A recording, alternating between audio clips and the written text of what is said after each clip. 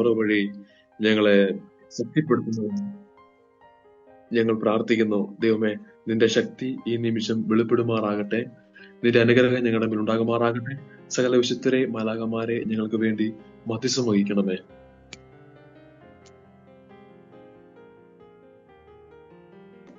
നന്മ നിറഞ്ഞ മറിയമേ, സുസ്ഥീ, കർത്താവ് അങ്ങയുടെ കൂടെ സ്ത്രീകളിൽ അങ്ങ് അനുഗ്രഹിക്കപ്പെട്ടവളാവുന്നു. അങ്ങയുടെ ഫലമായി ഈശോ അനുഗ്രഹിക്കപ്പെട്ടവളാവുന്നു. പരിശുദ്ധ മറിയമേ,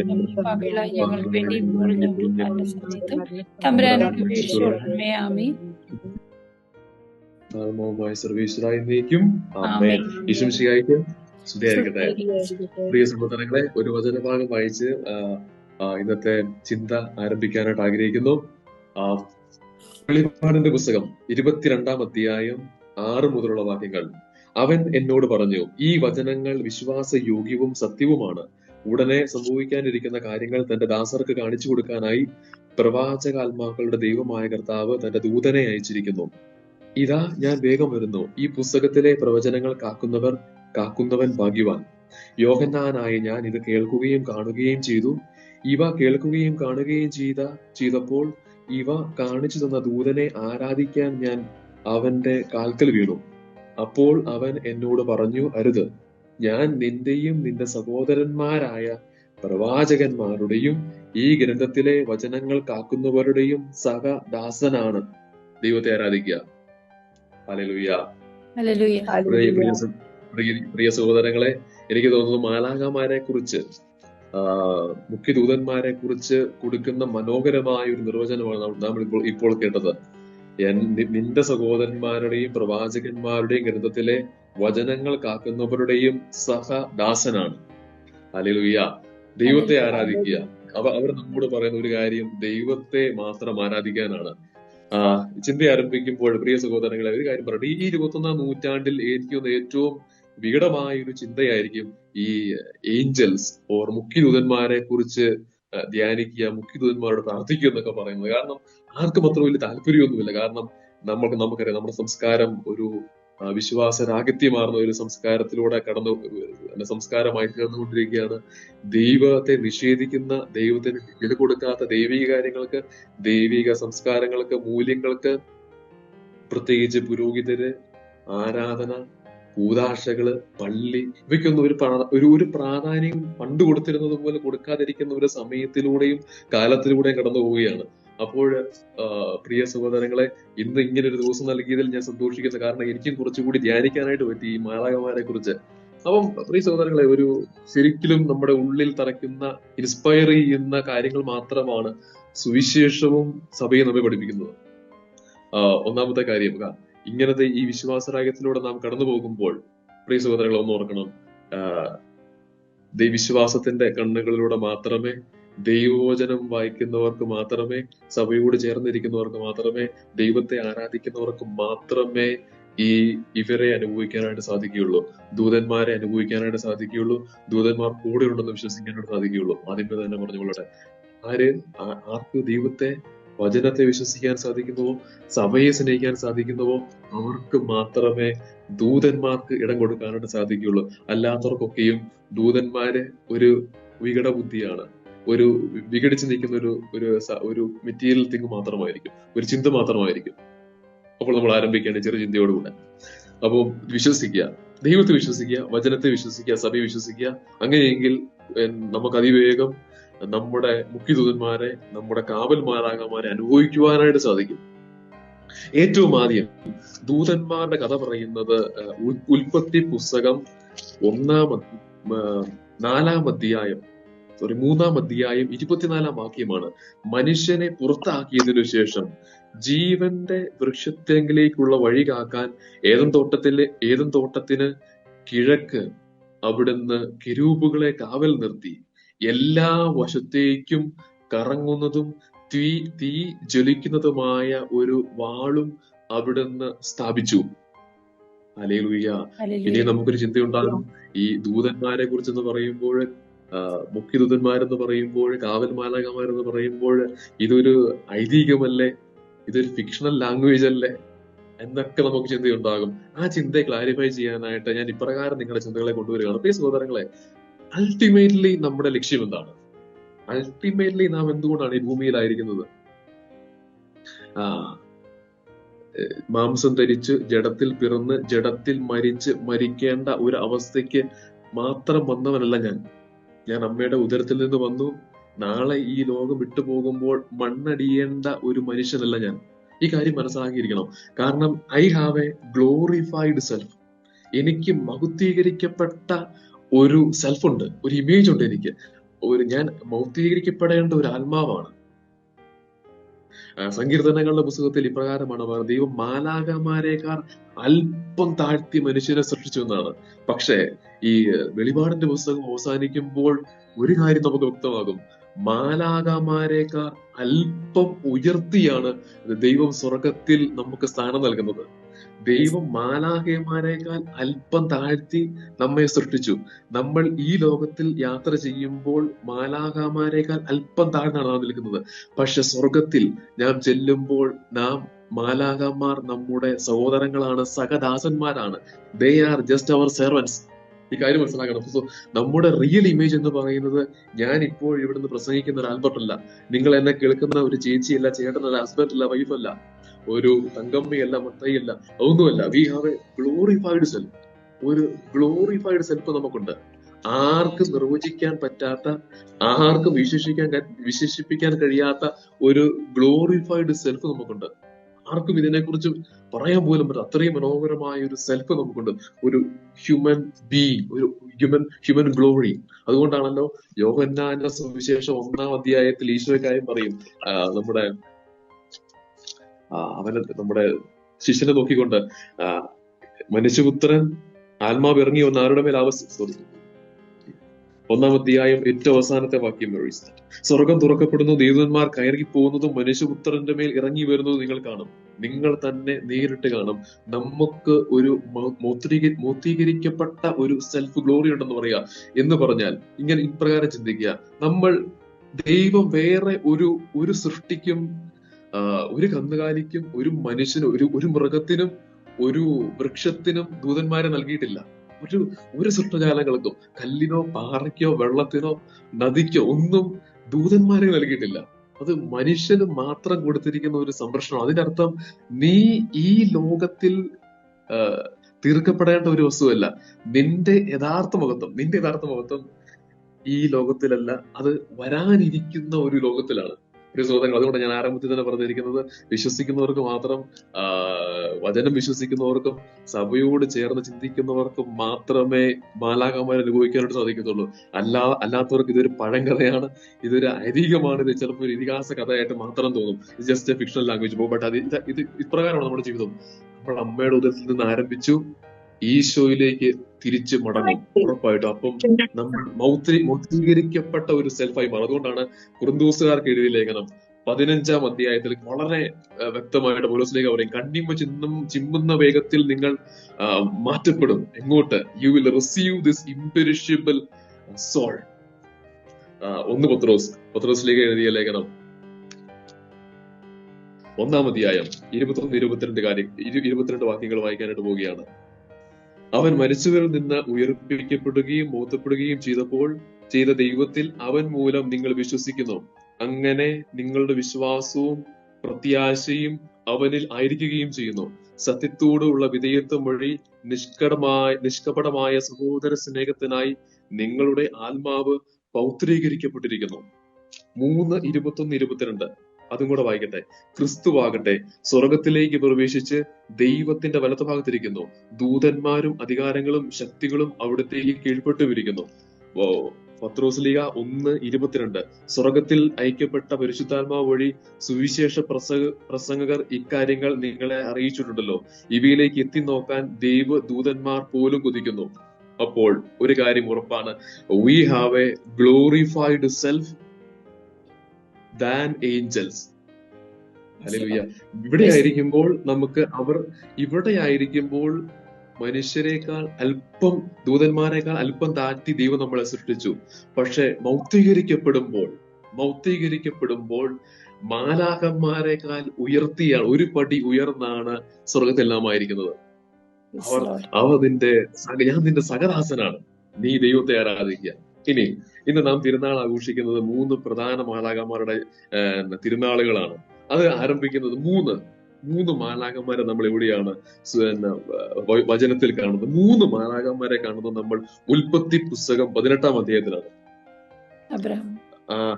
ഈ അബ്രാഹത്തെ സന്ദർശിക്കാൻ വന്ന 3 ദൂതന്മാർ. ഇനി ഈ 3 ദൂതന്മാരെ കുറിച്ച് പറയാൻ ആഗ്രഹിക്കുകയാണ്.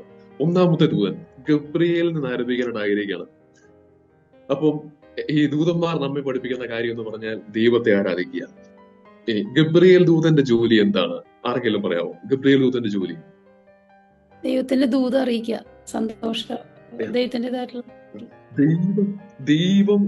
ദൈവം നമ്മോട് പറയുന്ന കാര്യങ്ങൾ നമ്മെ അറിയിക്കുക. ആ സദ്വാർത്തയാണ്. ദൈവത്തിന് എപ്പോഴും നമ്മോട് പറയാനുള്ള സദ്വാർത്തയാണ്. അതിന് പ്രഥമ ഉദാഹരണം എവിടെ കിടക്കുന്നത്? അത് നിങ്ങൾക്കറിയാം. ലൂക്ക 1-ാം അധ്യായം 12-13. അവനെ കണ്ട് സക്കറിയ അസ്വസ്ഥനാവുകയും ഭയപ്പെടുകയും ചെയ്തു. ദൂത അവനോട് പറഞ്ഞു, സക്കറിയ ഭയപ്പെടേണ്ട, നിന്റെ പ്രാർത്ഥന കേട്ടിരിക്കുന്നു, നിന്റെ ഭാര്യ എലിസബത്തിൽ നിന്ന് ഒരു പുത്രൻ ലഭിക്കുന്നു. ഇനി ദൂതൻ അവനെ തന്നെ നിർവചിക്കുന്നു, ഞാൻ ദൈവസന്നിധിയിൽ നിൽക്കുന്ന ഗബ്രിയേലാണ്, നിന്നോട് സംസാരിക്കാനും സന്തോഷകരമായ ഈ സദ്വാർത്ത നിന്നെ അറിയിക്കാനും ഞാൻ അയക്കപ്പെട്ടിരിക്കുന്നു. ഗബ്രിയേൽ ദൂതന്റെ ജോലിയും ഇവിടെ മനോഹരമായിട്ട് നിർവഹിക്കുകയാണ്.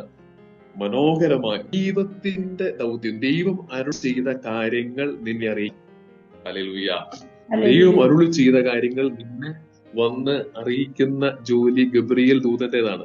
ഇനി പഴയ നിയമത്തിൽ ഒരിക്കൽ കൂടി നാം ഗബ്രിയേൽ ദൂതനെ കാണുന്നത് ദാനിയേലിന്റെ പുസ്തകം 9-ാം അധ്യായത്തിൽ 21-ാം വാക്യത്തിലാണ്. അവിടെയും ഗബ്രിയേൽ ദൂതൻ ദാനിയേലിന്റെ ജീവിതത്തിൽ ഇടപെടുന്നുണ്ട്. ഗബ്രിയേൽ ദൂതൻ മാത്രമല്ല,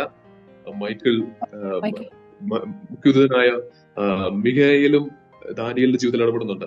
അപ്പൊ ഈ രണ്ട് വചനഭാഗങ്ങളാണ് ഗബ്രിയേലിനെ സംബന്ധിച്ച് സുവിശേഷത്തിൽ നമുക്ക് ലഭിക്കുന്നത്, വചനത്തിൽ നാം കാണുന്നത്.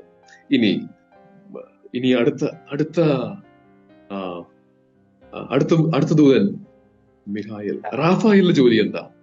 റാഫായേലിനെ നമ്മൾ എവിടെയാണ് കാണുന്നത്? റാഫായേലിന്റെ ജോലി എവിടെയാണ്? തോബിത്തിന്റെ പുസ്തകത്തിലാണ്.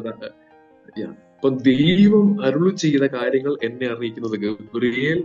ദൈവം അരുളി ചെയ്ത വഴിയെ എന്നെ നടക്കാൻ പ്രേരിപ്പിക്കുന്ന ദൂതന്റെ പേരാണ് റാഫായേൽ.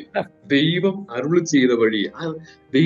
ചെയ്ത വഴിയെ നടക്കാൻ എന്നെ പ്രേരിപ്പിക്കുകയും അത് പൂർത്തിയാക്കാൻ എന്നെ സഹായിക്കുകയും ചെയ്യുന്ന ആളുടെ പേരാണ്, ദൂതന്റെ പേരാണ് റാഫേൽ. ഏറ്റവും മനോഹരമായ ഉദാഹരണമാണ് തോബിയാസിന്റെ ദൈവം അരുളി ചെയ്ത കാര്യങ്ങൾ. തോബിയാസ് സാറായി വിവാഹം ചെയ്യും. ഈ പിശാച്, ഈ ദുഷിച്ച ആത്മാവ് അസ്തമൂസ് ഇയാളെ നമ്മുടെ സാറായി വിട്ട് പോകും. ഈ ജോലി പൂർത്തിയാക്കാൻ പ്രേരിപ്പിക്കുന്ന ദൂതൻ ആരാണ്? റാഫേൽ. അങ്ങനെയെങ്കിൽ ദൈവം അരുളി ചെയ്ത കാര്യങ്ങൾ എന്നെ വന്നറിയിക്കുന്നയാള്, സുവിശേഷം അറിയിക്കുന്ന ആള് ഗബ്രിയേൽ. ദൈവം അരുളി ചെയ്ത കാര്യങ്ങൾ എന്നെ പൂർത്തിയാക്കാൻ എന്നിൽ അവസരം ഒരുക്കുന്ന, എന്നെ പ്രേരിപ്പിക്കുന്ന മനുഷ്യന്റെ പേരാണ് റാഫേൽ. ഇനി മിഖായേലിന്റെ ജോലി എന്താ? മിഖായേലിന്റെ ജോലി വളരെ മനോഹരമായ ഒരു ജോലിയാണ്. ദൈവം അരുളി ചെയ്ത കാര്യങ്ങൾ, ദൈവത്തിന്റെ സുവിശേഷം എന്നിൽ പൂർത്തിയാക്കാൻ തടസ്സമായി നിൽക്കുന്ന എല്ലാ പൈശാചിക അക്രമങ്ങളെയും അന്ധകാര ശക്തികളെയും തകർക്കുക. എല്ലാ ശക്തികളെയും എല്ലാ പൈശാചിക തന്ത്രങ്ങളെയും തകർക്കുന്നയാളുടെ പേരാണ് മിഖായേൽ. ഇത്രയും കാര്യങ്ങൾ മനസ്സിലായല്ലോ. അപ്പം എല്ലാത്തിന്റെയും സത്യം എന്ന് പറയുന്നത് ദൈവത്തെ ആരാധിക്കുക. അപ്പൊ കാരണം ഈ ദൂതന്മാർ എപ്പോഴും ദൈവത്തോട് ചേർന്ന് നിൽക്കുന്നവരാണ്. കാരണം വചനത്തിൽ എവിടെയൊക്കെ ദൂതനെ കാണുന്നവരെല്ലാം ദൈവത്തിൽ നിന്ന് വന്നു ദൈവത്തെ ആരാധിക്കാൻ നിന്നെ പ്രേരിപ്പിക്കുകയാണ്. വേറൊരു ജോലി അവർക്കില്ല. ദൈവരോട് ചെയ്ത കാര്യങ്ങൾ നീ കേൾക്കുക, ആ വഴിയെ നീ നടക്കുക. അതിനെന്ത് തടസ്സമായിരുന്നാലും നമുക്ക് ദൂതന്മാരുണ്ട്. ഹല്ലേലൂയ. ഇനി വളരെ സിമ്പിൾ ആയിട്ട് ശ്രദ്ധിച്ചാൽ മതി, ആർക്കാണ് ഈ ദൂതന്മാര്? നമ്മുടെ ചുറ്റുപാടിൽ ആർക്കാണ് നമ്മൾ ഒരു ബോഡി ഗാർഡിനെ കൊടുക്കുക? എങ്ങനെയുള്ള മനുഷ്യർക്കായിരിക്കും? എനിക്ക് തോന്നുന്നു ആ ഒരു ഇമേജ് കിട്ടിക്കഴിഞ്ഞാൽ നമുക്ക് എന്തുകൊണ്ടാണ് ദൈവം നമുക്ക് ദൂതൻ നൽകിയിരിക്കുന്ന കാര്യം വളരെ വ്യക്തമായി മനസ്സിലാകും. എങ്ങനെയുള്ള മനുഷ്യർക്കാണ് ബോഡി ഗാർഡിനെ കൊടുക്കുക, അല്ലെങ്കിൽ ബുള്ളറ്റ് പ്രൂഫ് വാഹനങ്ങൾ കൊടുക്കുക, പ്രൊട്ടക്ഷൻ കൊടുക്കുക, സെക്യൂരിറ്റി ഫോഴ്സ് കൊടുക്കുക? എങ്ങനെയുള്ള മനുഷ്യർക്കാണ്? വളരെ ഇമ്പോർട്ടന്റ് ആയിട്ടുള്ള important VIP, MP, MLA, president, prime minister, ഈ കാറ്റഗറി ഓഫ് പീപ്പിൾ ആണ്. അങ്ങനെയെങ്കിൽ ചിന്തിക്കുക, അങ്ങനെയെങ്കിൽ ദൈവം എനിക്ക് ഗാർഡിനെ നൽകുന്നുണ്ടെങ്കിൽ അതിന്റെ അർത്ഥം ഞാൻ ഈ ലോകത്തിൽ ദൈവത്തിന് മറ്റെന്തിനേക്കാളും വിലപ്പെട്ടതാണ്. ഹല്ലേലൂയ. ഇത് നമ്മൾ പ്രിയ സഹോദരങ്ങൾ നമ്മൾ ചിന്തിക്കേണ്ട വലിയൊരു കാര്യമാണ്. നമ്മൾ the world is too much within me, the material world is too much with me. ശരിയാണ്, സമ്പത്തും സുഖങ്ങളും ഈ ലോകത്തിന്റെ ആഗ്രഹങ്ങളും മച്ച് മോർ വിതിൻ മീ. എനിക്ക് ദൈവത്തെ കുറിച്ച് ചിന്തിക്കാൻ പോലും സമയമില്ലാത്ത ഒരു കാലഘട്ടത്തിലൂടെ കടന്നു പോകും. അത്രയും ചലഞ്ചിങ് ആണ് നമ്മുടെ വിശ്വാസം എന്ന് പറയുന്നത്. അപ്പോൾ ഇവിടെ മാലാഖമാർക്ക് ഇടം കൊടുക്കുക എന്ന് പറഞ്ഞാൽ അതിന്റെ അർത്ഥം ഇതാണ്, നീ ദൈവത്തിന്റെ മുൻപിൽ you are very much important. Your soul is very much invaluable and precious before God. Hallelujah. Your soul is very much precious, glorious. ഇതിൽ മടങ്ങേണ്ട ഒരു മനുഷ്യനല്ല നീ. യഥാർത്ഥമായത് എന്തോ വരാനിരിക്കുന്ന ലോകത്തിലാണ്. മാലാഖമാരോട് ചിന്തിച്ചു കഴിഞ്ഞാൽ ഈവൻ മരിക്കാൻ പോലും നമുക്ക് ആഗ്രഹം തോന്നും. കാരണം നമുക്കറിയാം we are a glorified self. നമ്മൾ വേറെ എന്തോ നമുക്ക് വരാനിരിക്കുന്നുണ്ട്. ഒരു വലിയ സമ്പത്ത്, വലിയ ധനം, വലിയ മഹത്വം വരാൻ വേണ്ടി ഇരിക്കുകയാണ്. അപ്പൊ അതിനുവേണ്ടി ക്ഷമയോടെ ഈ ലോകത്തിൽ വെയിറ്റ് ചെയ്യാൻ വേണ്ടി മാത്രമേ ദൈവം നമ്മോട് പറയുന്നുള്ളൂ. ഇനി മാലാഖമാരെ കാണുന്ന ചില അവസരങ്ങൾ കൂടി നിങ്ങളോട് പറയുകയാണ്.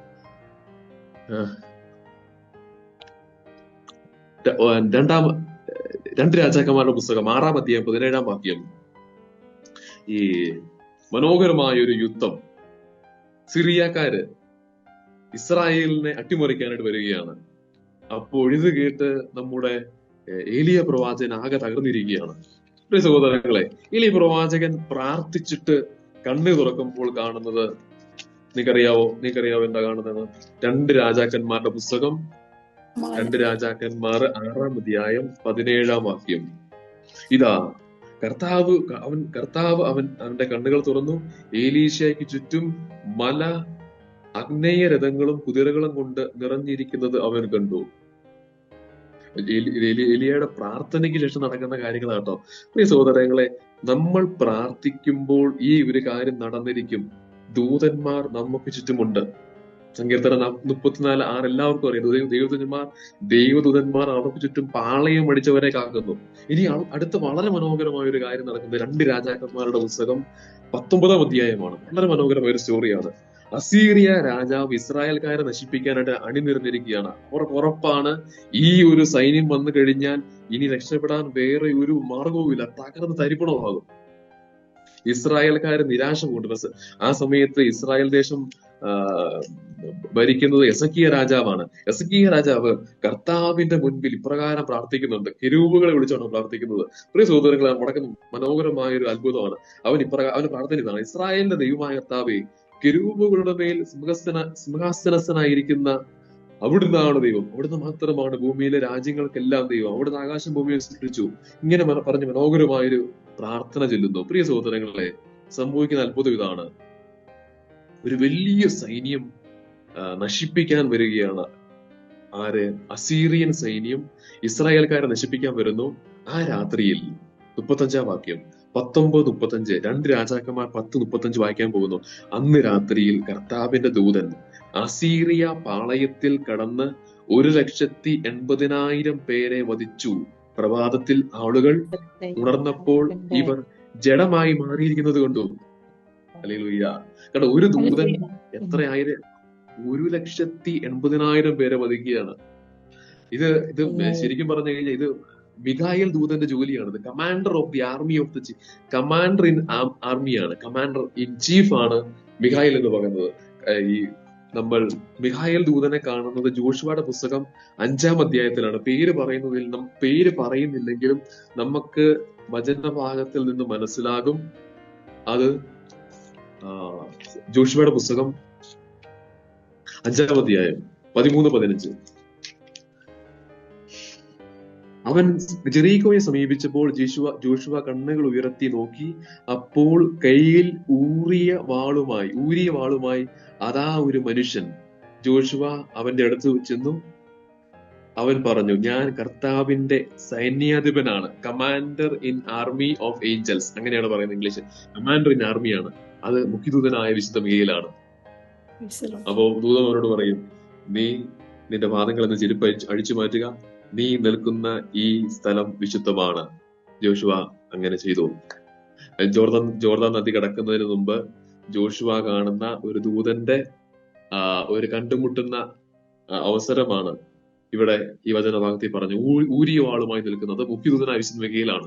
മുഖ്യദൂതന്റെ ജോലി എന്ന് പറയുന്നത് നിന്നെ സംരക്ഷിക്കുക, എല്ലാ ശത്രുക്കളുടെ ഒരു ഉപദ്രവങ്ങളിൽ നിന്നും നിന്നെ സംരക്ഷിക്കുക എന്ന ജോലി മുഖ്യദൂതനായ വിശുദ്ധ മിഖായേലിന് നൽകപ്പെട്ടിരിക്കുന്നു. പ്രിയ സഹോദരങ്ങളെ, ഈ വചനം നമ്മോട് പറയുന്ന കാര്യം എന്താണെന്നറിയോ? പ്രാർത്ഥിക്കുമ്പോൾ ദൂതന്മാർ നമുക്ക് ചുറ്റും കാവൽ നിൽക്കുന്നു. പ്രത്യേകിച്ച് മുഖ്യദൂതന്മാർ പ്രാർത്ഥിക്കുമ്പോൾ അവർ നമുക്ക് ചുറ്റും കാവൽ നിൽക്കുന്നു. അവർ ഒരു ചെവിയിൽ ദൈവത്തിന്റെ സ്വരം മന്ത്രിക്കും, നീ ഇത് ചെയ്യുക, സുവിശേഷം അറിയിക്കും. മറു ചെവിയിൽ അതിനുള്ള ഇൻസ്പിറേഷൻ നൽകും, ഈ വഴിയെ പോയി കഴിഞ്ഞാൽ ദൈവത്തിന്റെ ജോലി നിനക്ക് പൂർത്തിയാക്കാം. വേറെ നിന്റെ തലയ്ക്ക് മുകളിൽ ഊരിയ വാളുമായി മറ്റൊരു ദൂതൻ നിൽക്കും. എന്തിനാണെന്നറിയാവോ? ശത്രുക്കളിൽ നിന്ന് നിന്നെ രക്ഷിക്കാൻ. പ്രിയ സഹോദരങ്ങളെ, എനിക്ക് അനുവദിച്ചു തന്നിരിക്കുന്ന സമയം അവസാനിച്ചിരിക്കുകയാണ്. ഇനിയും കുറെ വചനഭാഗങ്ങൾ നിങ്ങൾക്ക് എഴുതിയിട്ടുണ്ട്, അത് പറയാൻ സമയമില്ല.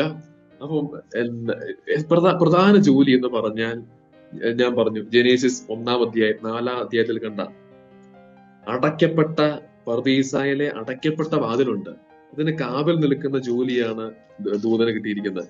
ആ ദൂതനെ കുറിച്ച് എന്താണ് വചനം പറഞ്ഞത്? അവൻ കെരൂബുകളെ കാവൽ നിർത്തി എല്ലാ വശത്തും കറങ്ങുന്നതും തീ ജ്വലിക്കുന്നതുമായ വാളും അവിടുന്ന് സ്ഥാപിച്ചു. അതിന്റെ അർത്ഥം എന്താണെന്നറിയോ? ദൂതന്മാർ സദാസമയവും നമ്മെ നിരീക്ഷിക്കുന്നു എന്നുള്ളതാണ്. സദാസമയവും ചുറ്റും കറങ്ങുന്ന തീ എന്ന് പറഞ്ഞു കഴിഞ്ഞാൽ അത് അവരുടെ കണ്ണുകളാണ്. It is always seeing you, നമ്മെ കണ്ടുകൊണ്ടിരിക്കുകയാണ്. അത് ഇതിന്റെ വചനത്തിന്റെ അർത്ഥം കിടക്കുന്ന റെവലേഷനിലാണ്. കറങ്ങിക്കൊണ്ടിരിക്കുന്ന പന്തമുണ്ട്. അതിന്റെ അർത്ഥം എന്ന് പറഞ്ഞാൽ ലൈക്ക് സർവൈലൻസ് ക്യാമറ, എപ്പോഴും കണ്ടുകൊണ്ടിരിക്കുകയാണ്. അപ്പൊ അതിന്റെ അർത്ഥം എനിക്ക് സംരക്ഷണം നൽകിക്കൊണ്ടിരിക്കുകയാണ്. ഇനി അത് ചെയ്യുന്ന ജോലി എന്താ? എന്നെ ഈ വൃക്ഷത്തിലേക്ക് നയിക്കുക, ഏതൻ തോട്ടത്തിലെ ജീവന്റെ വൃക്ഷത്തിലേക്ക്. ഏതൻ തോട്ടത്തിലെ വൃക്ഷത്തിൽ ഒരു കനിയുണ്ട്. ഒരു വൃക്ഷത്തിന് ഒരു കനിയുണ്ട്. ആ കനി എന്താന്ന് പറയാമോ? ഏതൻ തോട്ടത്തിലെ വൃക്ഷത്തിൽ ഒരു കനിയുണ്ട്. ആ കനി എന്താണ്? ജീവന്റെ വൃക്ഷം. അതെന്താണ്? അത് വിശുദ്ധ കുർബാനയാണ്. ജീവന്റെ അപ്പം, ജീവന്റെ വൃക്ഷത്തിൽ നിന്നുള്ള ഫലം, ജീവന്റെ അപ്പം, വിശുദ്ധ കുർബാന. അതിലേക്ക് നയിക്കാനായിട്ടാണ് ദൂതന്മാർ വരുന്നത്. Hallelujah, hallelujah. കാരണം യാത്രയിൽ ഉടനീളം അവർ നമ്മുടെ കൂടെയുണ്ട്. എക്സോഡസ് പുറപ്പാടിന്റെ പുസ്തകം 23-ാം അധ്യായം 20-ാം വാക്യം വായിച്ചു കഴിഞ്ഞാൽ, ഇതാ ഒരു ദൂതനെ നിനക്ക് മുമ്പേ ഞാൻ അയക്കുന്നു, അവൻ നിന്റെ വഴിയിൽ നിന്നെ കാത്തുകൊള്ളും, ഞാൻ നൽകിയിരിക്കുന്ന സ്ഥലത്തേക്ക് അവൻ നിന്നെ കൊണ്ടുപോവുകയും ചെയ്യും. ഞാൻ നയിക്കുന്നത് അതാണ് പറഞ്ഞത്, സുവിശേഷം അറിയിക്കും. ആ എത്തിച്ചേരേണ്ട വഴിയിലേക്ക് നയിക്കുന്നത് ഞാനാണ്. ആ കനി സ്വീകരിക്കാൻ നിന്നെ പ്രേരിപ്പിക്കുന്നത് യേശുക്രിസ്തുവാണ്. ദൂതന്മാരാണ്, ദൈവദൂതന്മാരാണ് വിശുദ്ധ കുർബാന സ്വീകരിക്കാൻ നമ്മെ എല്ലാ ദിവസവും പ്രേരിപ്പിക്കുന്നത്. Hallelujah, hallelujah. ഇനി ബാറൂക്കിന്റെ പുസ്തകത്തിൽ ഒരു വചനം, മനോഹരമായ ഒരു വചനം കൂടെ കിടപ്പുണ്ട്. ആ വചനം കൂടെ പറയുന്നു, നമ്മൾ ഇന്ന് അവസാനിപ്പിക്കുകയാണ് ചിന്ത. ബാറൂക്കിന്റെ പുസ്തകം 6-ാം അധ്യായം 7-ാം വാക്യം. എന്നാൽ നിങ്ങൾ ഹൃദയത്തിൽ പറയണം, കർത്താവേ, അങ്ങയെയാണ് ഞങ്ങൾ ആരാധിക്കേണ്ടത്. എന്റെ ദൂതൻ നിങ്ങളുടെ കൂടെയുണ്ട്, അവൻ നിങ്ങളുടെ ജീവൻ കാത്തു സൂക്ഷിക്കുന്നു. ഹല്ലേലൂയ, മനോഹരമായി. എന്റെ ദൂതൻ നിങ്ങളുടെ കൂടെയുണ്ട്, അവൻ നിങ്ങളുടെ ജീവൻ കാത്തു സൂക്ഷിക്കുന്നു. ഹല്ലേലൂയ. എനിക്ക് തോന്നുന്നു ദൂതന്മാരെ കുറിച്ച് ഒരുപാട് വചനങ്ങൾ നിങ്ങൾക്ക് ഗ്രഹിക്കാൻ സാധിച്ചെന്ന് മനസ്സിലാക്കുകയാണ്. പ്രിയ സഹോദരങ്ങളെ, ഒരു കാര്യം മനസ്സിലാക്കിക്കോണം, ഈ ലോകത്തിൽ 800 കോടി ജനമുണ്ടെങ്കിലും സ്വർഗത്തിൽ ചെല്ലുമ്പോൾ 800 കോടി ഇൻറ്റു 800 കോടിയിൽ അധികം മാലാഖമാരെ നിങ്ങൾ കാണും.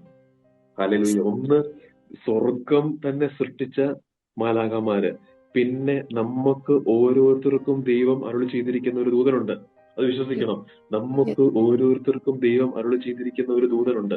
അങ്ങനെയെങ്കിൽ സ്വർഗത്തിൽ ചെല്ലുമ്പോൾ നമ്മൾ കാണുന്നത് മനുഷ്യാത്മാക്കളെക്കാൾ അധികം, വിശുദ്ധയേക്കാൾ അധികം മാലാഖമാരായിരിക്കും. നമ്മുടെ മാലാഖമാരുണ്ട്, ഓരോ സ്ഥലത്തിനും മാലാഖമാരുണ്ട്, ഓരോ രാജ്യത്തിനും മാലാഖമാരെ നിയോഗിച്ചിട്ടുണ്ട്. ആ മാലാഖമാരുണ്ട്. പിന്നെ സ്വർഗത്തിന് വേണ്ടി തന്നെ സദാസമയം സ്തുതിക്കാനായിട്ട് ഐസയ 6:2-3 സദാസമയം സ്തുതിച്ചുകൊണ്ടിരിക്കുന്ന മാലാഖമാര് ഉണ്ട്. അവരുടെ എണ്ണം കൂടി നോക്കുമ്പോൾ നമ്മളെക്കാളും അധികമായിരിക്കും സ്വർഗത്തിന്റെ അവസ്ഥ. ഹല്ലേലൂയ, ഹല്ലേലൂയ, ഹല്ലേലൂയ. ഹല്ലേലൂയ. Revelation 5:11-12 the number is incomprehensible. 5:11-12 പറയുന്നത് നമ്പറിൽ അവർ കൂടുതലായിരിക്കും. സദാസമയം സ്തുതിക്കുകയാണ് അവരുടെ ജോലി. ഐസയ 6:2-3 ജേർണിയിൽ ഒരു വഴിയെ എനിക്ക് എന്നെ ഏൽപ്പിച്ച ഉത്തരവാദിത്തങ്ങൾ ഭംഗിയായി പൂർത്തിയാക്കുക, ഞാൻ എത്തിച്ചേരേണ്ട ഇടത്തേക്ക് എന്നെ നയിക്കുക, അതാണ് ദൂതന്റെ ജോലി. എക്സോഡസ് 23:20 ഇത്രയും പറഞ്ഞുകൊണ്ട് അവസാനിക്കുന്നു. ഈശോ പറയുന്നുണ്ട് മാത്യു 22:30 സ്വർഗത്തിൽ ചെല്ലുമ്പോൾ നിങ്ങൾ മാലാഖമാരെ പോലെയായിരിക്കും. We have a glorified self. പ്രിയ സഹോദരങ്ങളെ, നമുക്കൊരിക്കലും never reduce ourselves to material thing. ഒരിക്കലും നമ്മളെ തന്നെ റെഡ്യൂസ് ചെയ്യരുത്. ഈ ലോകത്തിൽ ലോകത്തിൽ ജീവിച്ച് കഴിച്ച് കുടിച്ച് തിന്ന് ആനന്ദിച്ച് സമ്പാദിച്ച് കടന്നു പോകേണ്ട ഒരു വ്യക്തിയായി മാത്രം ജീവിച്ചാൽ ഇവരെ അനുഭവിക്കാൻ സാധിക്കത്തില്ല. മറിച്ച് ദൈവത്തിന്റെ കണ്ണുകളിലൂടെ നമ്മെ തന്നെ കാണുക, ദൈവത്തിന്റെ സൃഷ്ടി എന്ന രീതിയിൽ കാണുക. എന്തിനാണ് ഈ ലോകത്തിൽ ദൈവം സൃഷ്ടിച്ചിരിക്കുന്നത്? എന്തിന് ഈ സഹനങ്ങൾ, ഈ രോഗങ്ങൾ, എന്തിന് ഈ ബന്ധങ്ങൾ എനിക്ക് തന്നിരിക്കുന്നു? എന്തുകൊണ്ട് ഇങ്ങനെ ഒരു അമ്മയ്ക്ക്, ഇങ്ങനെ ഒരു അപ്പന്, ഇങ്ങനെ സഹോദരങ്ങള്? അപ്പോ ദൈവം പതിയെ ദൈവം നമ്മോട് സംസാരിക്കാനായിട്ട് തുടങ്ങും. അല്പസമയത്തേക്ക് വേണ്ടി മാത്രം വന്നിരിക്കുന്ന ഒരു യാചകൻ മാത്രമാണ് നീ. ഈ രൂപത്തിൽ നിന്ന് മാലാഖമാരുടെ രൂപത്തിലേക്ക് ട്രാൻസ്ഫോം ചെയ്യപ്പെടേണ്ട വ്യക്തിയാണ്, മൗക്തീകരിക്കപ്പെടേണ്ട വ്യക്തിയാണ്. നമുക്ക് ഒന്നു ചേർന്ന് ദൈവത്തെ ആരാധിക്കാം. ദൈവത്തെ ആരാധിക്കാൻ തുടങ്ങുമ്പോൾ മനസ്സിലാക്കുക, ദൂതന്മാർ നമുക്ക് ചുറ്റും പാളയമടിക്കും. നമുക്ക് ദൈവത്തിന്റെ സുവിശേഷം നൽകുന്ന ദൂതൻ, ദൈവത്തിന്റെ സുവിശേഷം പ്രേരിപ്പിക്കുന്ന ദൂതൻ നമുക്ക് ചുറ്റും അഗ്നി കൊണ്ട് പാളയമടിക്കുന്ന മുഖ്യദൂതനായ വിശുദ്ധ മിഖായേൽ. ഇത്രയും പറഞ്ഞുകൊണ്ട് ഈശോ നമ്മെ സമൃദ്ധമായിട്ട് ഈ ദിവസങ്ങളെ അനുഗ്രഹിക്കട്ടെ എന്ന് പ്രാർത്ഥിക്കുന്നു. ദൂതൻ നമുക്ക് ചുറ്റും കാവൽ നൽകട്ടെ. എല്ലാ കാര്യങ്ങളും ദൂതൻ വഴി ദൈവം നമ്മെ സഹായിക്കട്ടെ എന്ന് പ്രാർത്ഥിക്കുന്നു. ഏലിയായിക്ക് അപ്പം കൊടുത്തതുപോലെ പത്രോസ് പൗലോസ് ലേഖന്മാർക്ക് കൊർന്നേലിയസിന് സഹായിച്ചതുപോലെ നമ്മയും അനുദിന ജീവിതത്തിൽ സഹായിക്കട്ടെ എന്ന് പ്രാർത്ഥിക്കുന്നു. സകല വിശുദ്ധരെ മാലാഖമാരെ ഞങ്ങൾക്ക് വേണ്ടി മധ്യസ്ഥം വഹിക്കണമേ. വിശുദ്ധിയോടുകൂടെ ജീവിക്കാൻ ചരിക്കാൻ ഞങ്ങളെ പ്രേരിപ്പിക്കണേ, ശക്തിപ്പെടുത്തണമേ. കൃത്യം പിതാവും പുത്രനും പരിശുദ്ധാത്മാവുമായ സർവീശ്വരായി നയിക്കും. ആമേൻ. ഈശോ മിശിഹായ്ക്ക് സ്തുതിയായിരിക്കട്ടെ.